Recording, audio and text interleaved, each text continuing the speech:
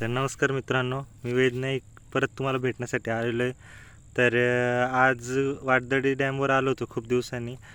तर आदित्य बोलला की भेटायचं, तर आज भेटू म्हटलं.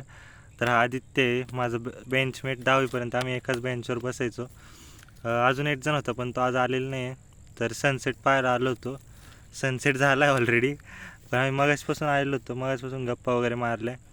तर छान वाटलं की म्हणजे जे शाळेतल्या आठवण होतं त्या आज ताज्या झाल्या. तर आम्ही असंच पाहत बसलो होतो मोबाईल वगैरे मगाशी. तर तेवढ्यात आदित्याने त्याच्या फेसबुकच्या अकाउंटचे काही फोटो दाखवले की आम्ही शाळेत असताना शिक्षक दिनाचे त्या दिवशी फोटो काढलेत ते, आणि ते त्याने फेसबुकला त्यावेळेस अपलोड केले होते. तर हे बघा आदित्य अजून पाहतोय ते, हसतोय अजून ते फोटो पाहून. हा फोटो आहे गाईज. हे बघा, आम्ही एका बेंचवर बसलेला असताना हा आम्ही 10वीत काढलेला फोटो होता. आज या फोटोला काहीतरी 2018ला पोस्ट केलेला आहे. 7 वर्ष झाले आज या फोटोला. हे पण अजून पण म्हणजे तिची मैत्री ते अजून पण आहे. अजून पण आहे. त्याच्या अगोदर पासूनचे मित्र आहे आम्ही. होती म्हणजे जवळजवळ 7वी-8वी पासून आम्ही एकाच बेंच पार्टनर होतो. आणि 5वी पासून एका वर्गात होतो. हा म्हणजे 5वी पासून एका वर्गात, पण 7वी-8वी पासून एका बेंचवर बसायचो. तर तेच मित्र अजून आहे. हे बघा, तर आता इथे लोक आहे थोडेसे. काही नाही काही, असेच तुम्ही पण असेच मित्र जपा, ते असे कामं येतील राईट टाइम. जुने मित्र, शाळेतले मित्रांना कधी विसरू नका बस. ते चांगलं वाटलं फोटो काढत राहा. फोटो या मेमरीज असतात आणि त्या सदैव तुम्हाला लक्षात राहतात असं काही नाही, पण तुम्ही इन फ्युचर त्या फोटो पाहिले तर तुम्हाला ते जुन्या आठवणी लक्षात राहतील. आता हे फोटो पोस्ट मी तेव्हा असं काही हे नव्हतं की बाबा फ्रेंड म्हणून असेच टाकले होते, पण ते आज मी बघितल्यानंतर आज खूप मला आनंद झाला की मी बरं झालं की ते फोटो टाकले. आणि त्याचे खूप फोटो होते, पण ते आता डिलीट झाले याच्यानुसार की ते इम्पॉर्टंट नाही, काही नाही, मग डिलीट त्यावेळेस वाटलं की ते इम्पॉर्टंट नाही, पण त्याचा इम्पॉर्टन्स आत्ता समजतोय की किती इम्पॉर्टंट होते ते फोटोज.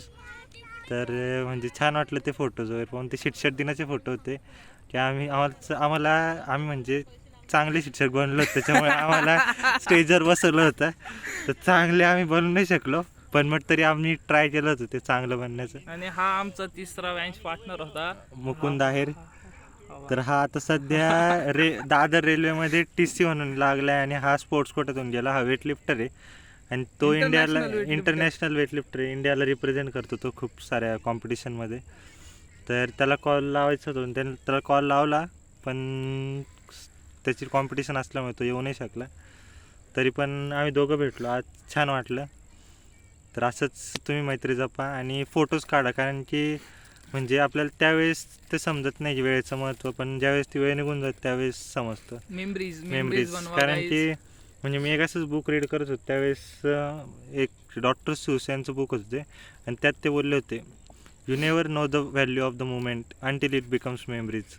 कारण की जोपर्यंत मोमेंट मेमरीजमध्ये नाही म्हणत तोपर्यंत इंग्लिशचा पूर्णपणे वापर केलेला आहे. मी बुक्स वाचतो, हा बुक्स वाचत नाही, त्याच्यामुळे याला एवढं माहिती नाहीये.